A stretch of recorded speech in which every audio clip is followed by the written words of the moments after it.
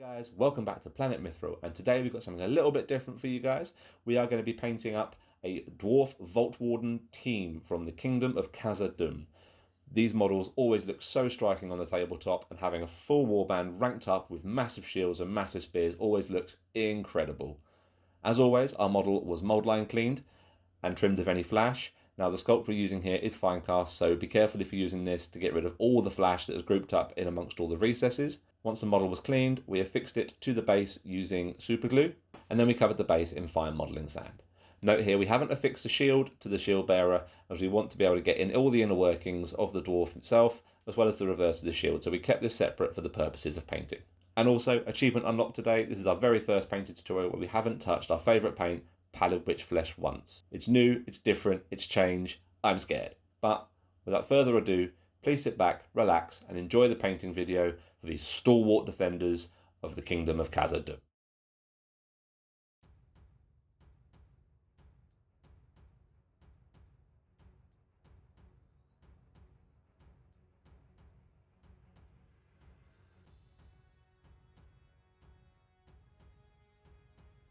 We're going to start by using Iron Hand Steel and apply this as a base coat to all the segmented armour across the dwarves, as well as working it into the inner workings of the helmets and any exposed axe blades and weaponry. This also includes the long Vault Warden spear and all the metallics around the edges and the backs of the shield.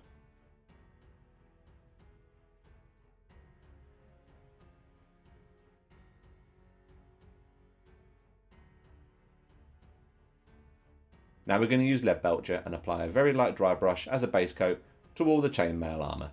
This will just create a very subtle differentiation between the two silvers and make the model look a little bit more visually appealing on the tabletop.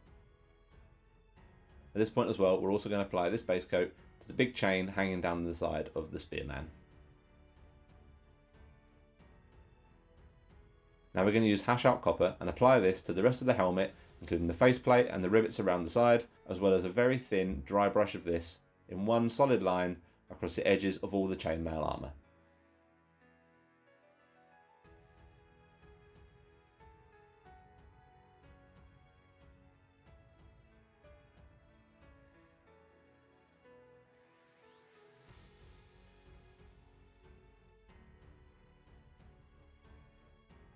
Now we're going to use Castellan Green mixed with a little bit of drier bark just to give it a little bit more earthiness, and we're going to apply this to the bulk of the exposed cloth on both models, as you can see we're doing here.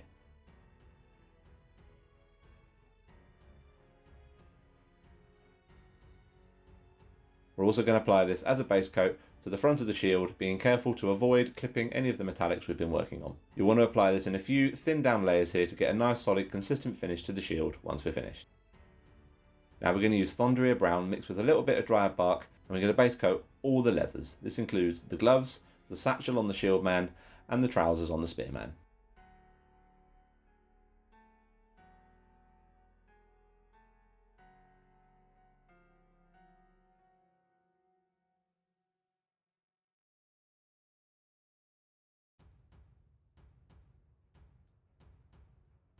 Now, using a mix of Abaddon Black and Eshin Grey, we're going to base coat the boots and any remaining cloth areas, including the belts.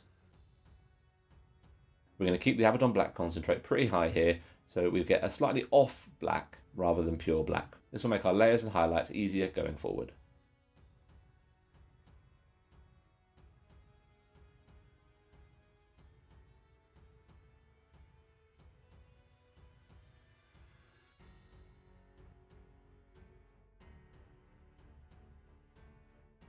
Now we're going to use Nuln Oil, and we're going to apply this as an all-over wash to all the silver armour. At this stage as well, we can also apply this to all the grey areas, including the sleeves and the belt.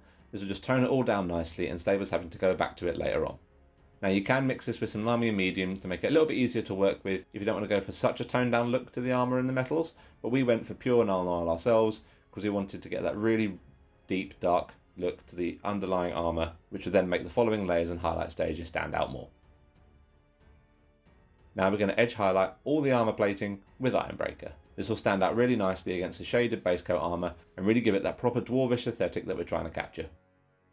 Take your time here and keep your highlights nice and thin. The more precise we can be here at this stage, the easier the following highlight stage will look and the better it will look overall.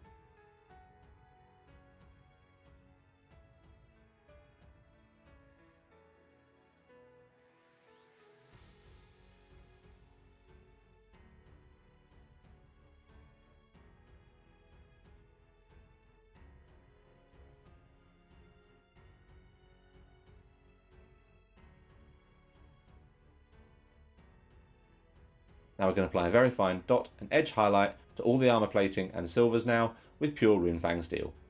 This will just capture the very apex of light and give it that very nice shiny look that we want for our dwarves here.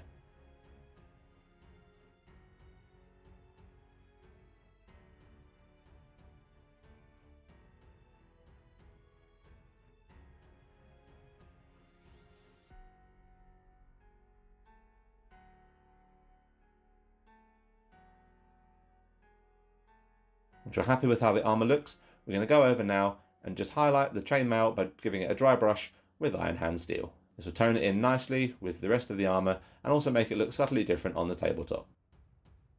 We're also going to apply this as a highlight to the chain on the spearman.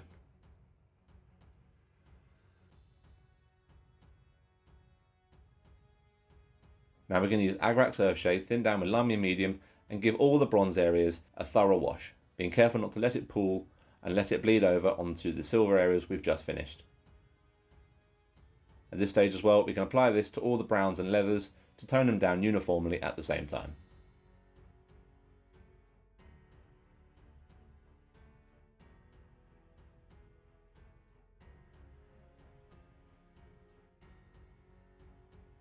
Now we're going to use Druchii Violet, thin down significantly with Lamy Medium, and apply this as a very light glaze just to the gold areas on the model. This will just create a nice subtle hint of reflection, which will complement well with the following layering and highlighting stages. Now, using a mix of Hashart Copper and Sycorax Bronze, we can apply our first layer stage over all the gold and bronze areas, leaving both the wash and the glaze showing in the recesses where we can. It's important to be as careful and precise as you can here, as we want to really keep the sense of darkness to light flowing across the reflective surfaces, particularly around the areas of the faceplate and helmet.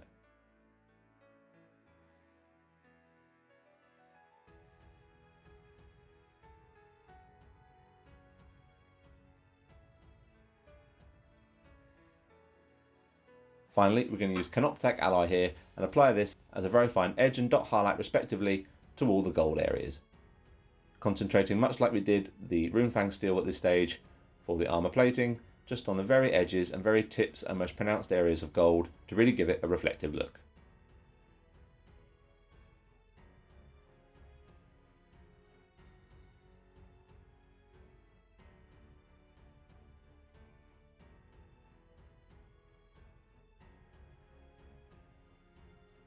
Finally, we're going to reapply our Druchii Violet glaze here across all the armour work on the model. This includes the silver and bronze respectively, and this will just help to tie both areas together nice and uniformly.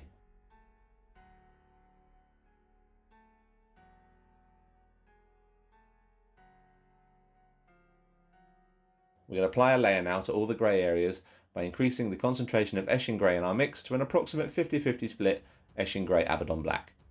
We can apply this as a first layer, leaving the Nuln Oil showing in the recesses where we can.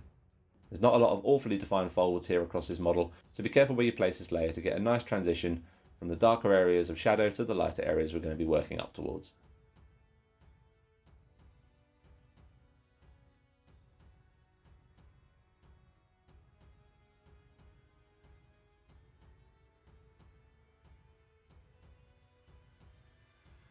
Now we're going to use pure Eshin Grey and apply the first highlight to both the belts and all the cloth areas now, focusing on framing the belt and framing the shoes, as well as just further pushing the transition between the darker and lighter areas of grey cloth over both models.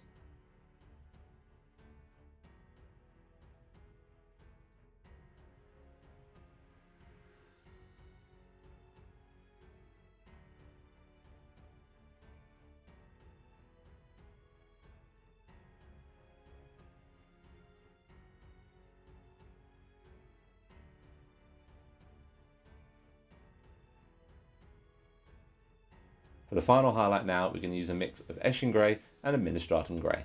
Once again, just pushing our previous highlights a little bit further by keeping this application tighter, thinner and more precise, and just showing off the most apex areas of folds and edges of all the material.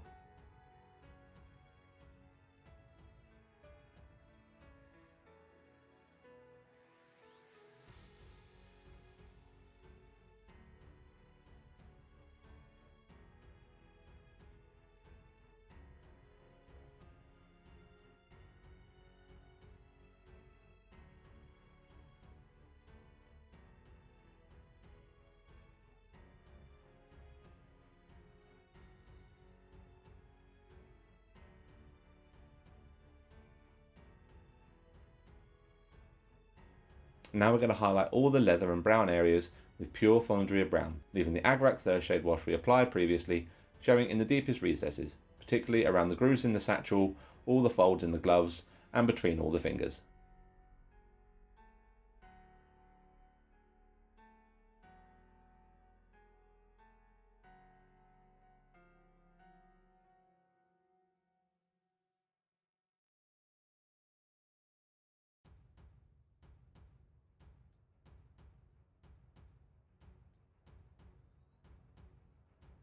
Now we're going to apply a mix of Thondria brown and Baneblade brown and apply this as a layer over all the browns and leathers. We're applying Baneblade brown to the mix here as we want these dwarves leathers to look slightly more aged, slightly more cracked and worn. So the Baneblade brown here will bring up the hue of the overall mix in a slightly washed out fashion to help give it that worn, aged, dry and cracked look.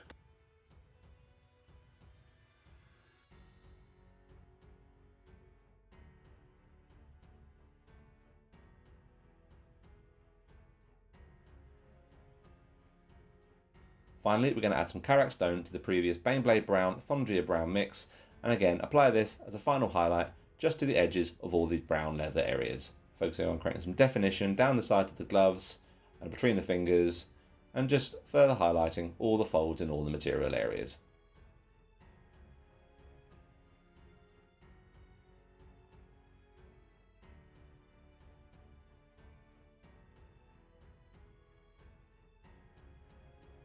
The final stage now will be a very light glaze of Seraphim Sepia, thinned down significantly with Lamium Medium, which will just help tie all the layer and highlighting stages together.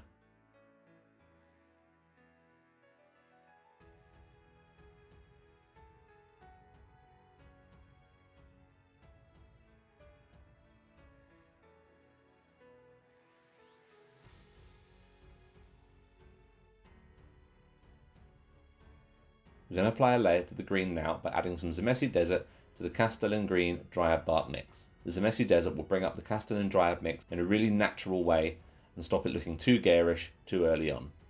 Just apply this to all the cloth areas, leaving the previous base coat mix showing in the recesses. We haven't applied a wash to these green areas as there's not an awful lot of definition here and we didn't think it would benefit too much from having a wash.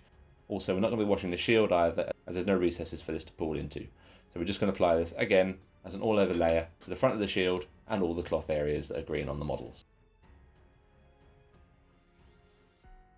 Once you're happy with how this looks, we're going to start adding odd green camo to the previous layer mix and apply this as a layer over all the green areas on the model, further pushing the definition between the darker and lighter areas of green cloth across both models.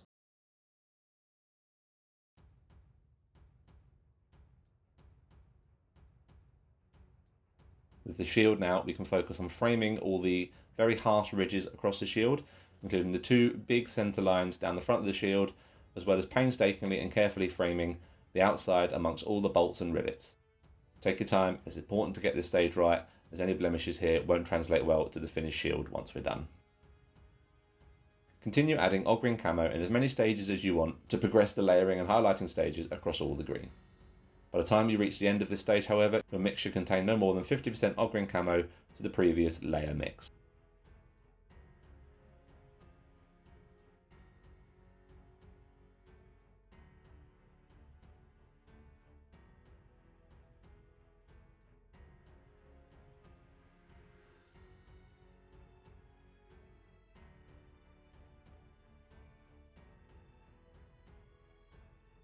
Finally, once you're happy with how your previous highlighting stages look, we're going to apply a final edge highlight to all the green areas now with pure odd green camo, keeping these highlights as tight and as thin as we possibly can and just highlighting the uppermost areas of all cloth as well as highlighting all the ridges and framework of the shield without overwhelming it onto the previous layers we've just been painstakingly working through.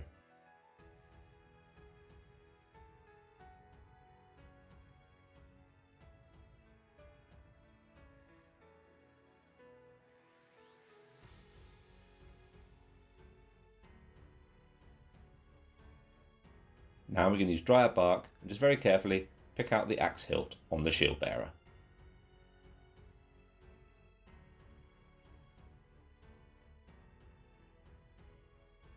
Now we're going to use Gawthor Brown and just apply a very fine edge highlight to the edges and corners of the axe shaft.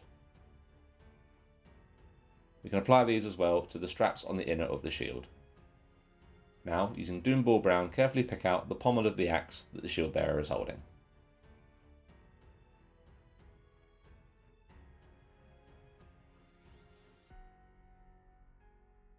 And using Tuskor Fur, just apply a very quick edge highlight to the pommel.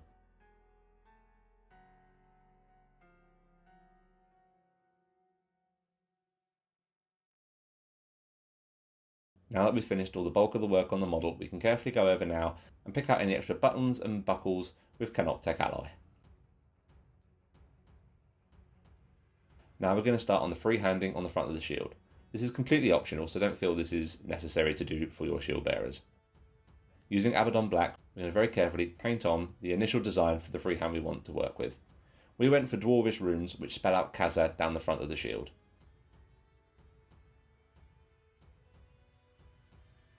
We also applied some initial battle damage just by drawing this in very thin feather-like lines across the front of the shield. Now we're going to be using White Scar, and with a very, very thin brush and an awful lot of patience, we're going to trace over the initial black base coat of the runes, trying to keep our highlights as thin as we humanly can here to leave a little bit of definition of the black showing around the outside.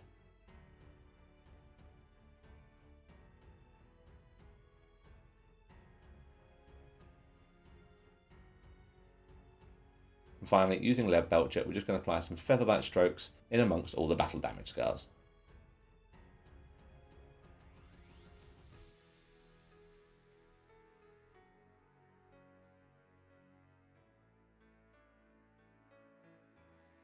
The base was painted in 3 stages, best suiting the realm of the dwarves, starting off with a Mechanica standard grey base coat to the sand, followed with a dry brush of Dawnstone over the top, and finally finished off with a very light dry brush of Administratum Grey.